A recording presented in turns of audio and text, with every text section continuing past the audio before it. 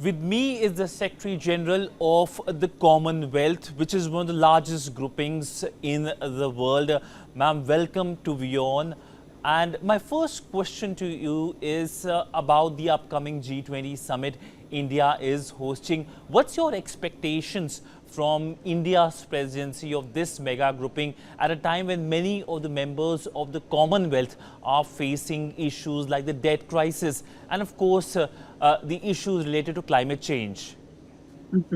Well, we are actually delighted that India, for the first time, is leading the G20, because we know that India really understands the challenges and the difficulties which are facing the 56 countries of the Commonwealth. You know that we have 33 small states, 25 of them are small island developing states, 14 of the least developed states, together with G7 countries and G20 countries like India. But the devastating situation that we're now facing, we have had so many exogenous shocks, both environmental, economic, and security challenges. And all of these have combined to create a devastating threat of poverty and hunger, all on the rise. Glaciers are melting at record speeds, sea levels are rising to double the rate it was 30 years ago, disasters are more frequent and more severe, and the world is on a catastrophic path to 3 degrees centigrade in heating. Whilst everyone suffers, we're seeing it's women and girls who are adversely affected without the same means to deal with these challenges. And India has been really one of the countries in the forefront to help to address these issues of poverty, of lack of opportunity, together with meeting the challenges of the new digital world. We need to transform. And so everything that India has done is going to help, we believe, to lead the G20 to address these issues in a way that we hope will actually meet the needs and the aspirations, particularly of the poor in the global south and elsewhere, who are struggling with these exogenous shocks, none of which have been created by them, particularly climate change. If you look at the G20 countries, probably have contributed 80% to the greenhouse gases, but the small and the developing countries, less than 5%. So India's leadership, her understanding of the need to reform the international financial institutions, to be more responsive to the challenges of our new world, particularly the vulnerability. And you know that India has been supporting this idea that we need to have a vulnerability index to be able to support. So we are really looking forward to India's leadership. We think it's incredibly important that the agenda that India is challenging and channeling through the G20 is the Commonwealth member states agenda. So we are hoping that India will have the most phenomenal success. And if you see that India got onto the south side of the moon, and a woman helped you to get there. So that is a demonstration of how empowering women and girls can benefit India, but also can benefit all of us. And we're very proud of what India has done.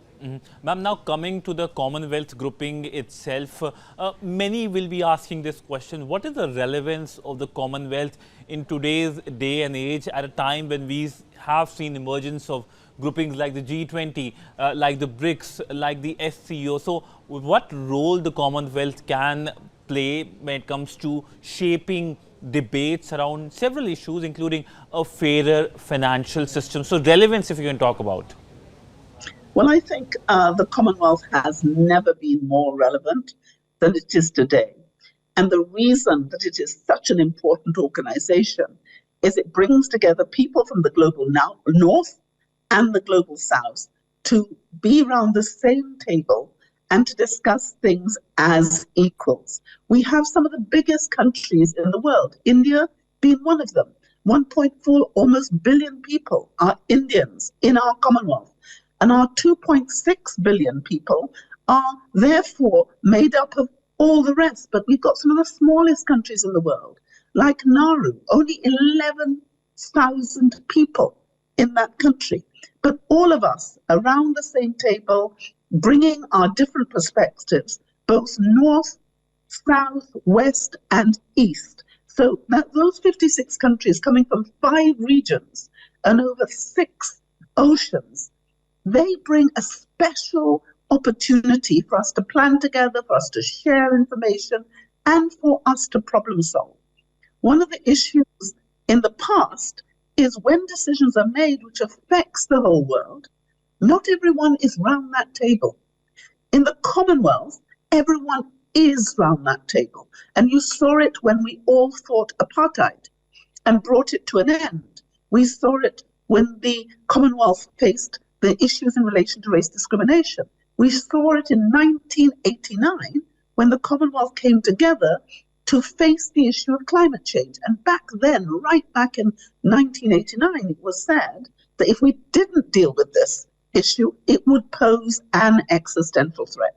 And here we are in 2023, and everything the Commonwealth said in 1989, regrettably, has come to pass. And we've all been fighting that cause all the way along. So I think in terms of good governance, the rule of law, sharing the work on climate, on gender equality, all these issues of fundamental importance to us globally, and the Commonwealth has been able to face it. And we've got a huge opportunity as well in terms of intra-Commonwealth trade.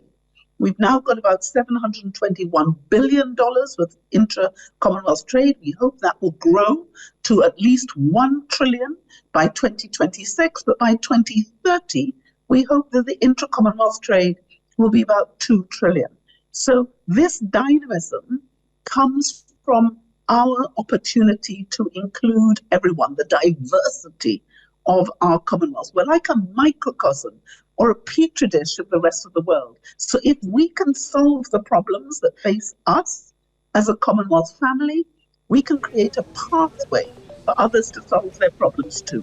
Ma'am, my other question to you is, you talked about India being one of the largest component of the Commonwealth. So how do you see India helping share its experiences regarding the digital payment system? Because this is something that India has taken a lead on. And what do you suggest when it comes to the revolution in many senses happening here in India when it comes to digital payment system?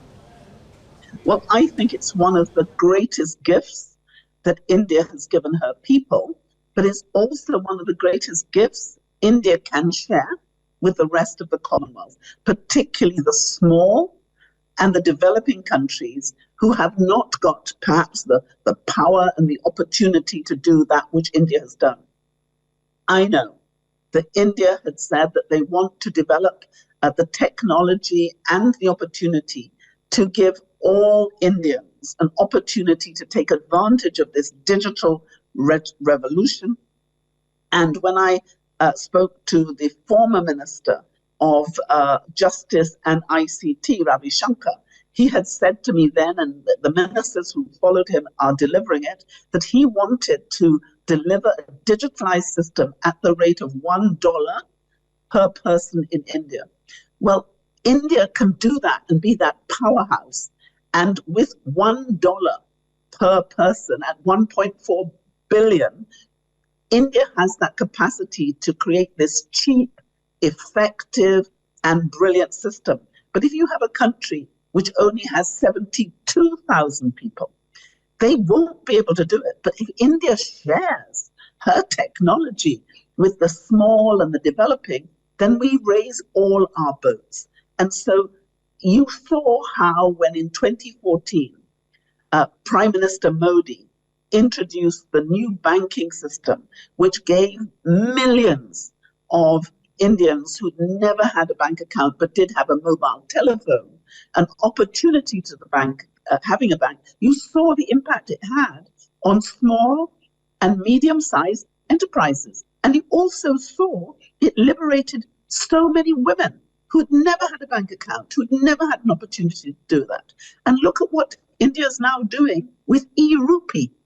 This is enabling all people, whether they're poor, whether they're middle income, whether they're high income, is giving a platform for everybody to have opportunity. And India's willingness to share this and become open source is, we think, a fantastic gift to those countries who are struggling to do the development which they need, that they want, that they're passionate about, but they can't always afford. Ma'am, I would like to also ask about something that we have seen which is making headlines globally, is the situation in Gabon. There has been a coup in Gabon. Gabon is now, obviously, we know that it's a member country of the Commonwealth. Any reactions as to the developments in the country? Well, we are very shocked and concerned about what is happening.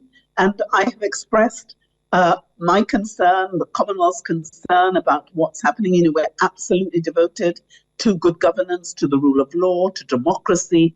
And to have had this happen is a great shock. And we are doing everything we can now to explore exactly what's happening, the safety of the president, his family, his wife, his son, their 4 children, all of those. We are in conversation now to try and identify exactly what is happening on the ground, what the purpose of this act has been, this coup, which is contrary to all the principles of our Commonwealth.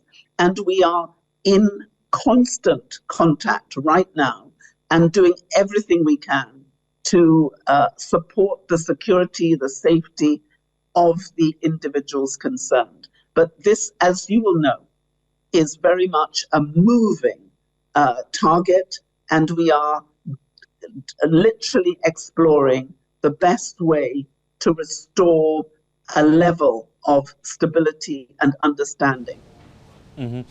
Ma'am, when you started your interview, you talked about the Indian Chandrayaan mission, the success India has achieved in the space cooperation. How do you Amazing. see this India's success in space cooperation helping other Commonwealth member countries, especially when it comes to India providing facilities related to weather and other such initiatives which we saw in the BRICS summit as well? Well, I think this is an extraordinary achievement for India, the first country in the world to reach the south side of the moon. It's never been done before. And as I said, I am so proud of the fact that a woman led the charge on this and was leading the team. And the reason I say that is that we need equality for women and girls. Women and girls have exactly the same the power, opportunity, intelligence, and ability to innovate. And if we do not allow women and girls to have an equal opportunity, look at what we've missed. What if we didn't have the most fantastic female scientists in the world at the moment today leading this team? We would all have been the poorer, not just India, but all of us. And this has been hugely inspirational for other countries. And the generosity that India has shown in saying that India is willing to share the knowledge and the expertise with those smaller and developing countries who would love to do what India has done is a remarkable offer, because our world is facing so many perilous threats right now. It needs us all to come together in solidarity for the public good and to share our knowledge, to share our expertise, so we can come up together with the solutions we need for the world's problems. And I think what India has done has been truly inspirational. Many countries in the past would say, you know, we haven't got enough money, we haven't got enough opportunity, we haven't got the technical know-how. How can we do it when we are not a developed country, but we're still a developing country?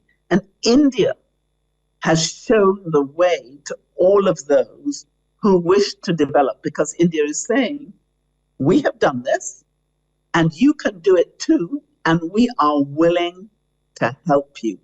And that is a fantastic offer. And no one forgets how Prime Minister Modi assisted the small Commonwealth countries to obtain vaccines during the COVID-19 terrible, terrible pandemic, which stole the lives of so many we love. And so many of us are still suffering from the loss that COVID brought to us. But there was light in that time. And certainly in the Commonwealth, we greatly welcome the fact that India was shoulder to shoulder with the other Commonwealth countries, and the Commonwealth health ministers were the first to meet in 2020 to face that down. So big congratulations for India.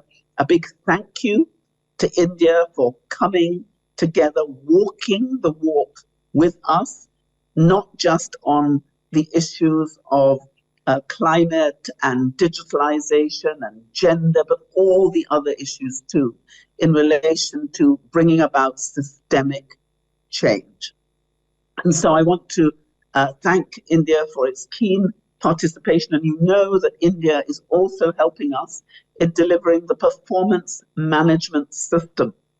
And we have created a partnership with MDI in order to deliver this new technologically assisted response to performance management, so that we can improve the good governance that is needed by all our countries if we are going to succeed and deliver on those sustainable development goals.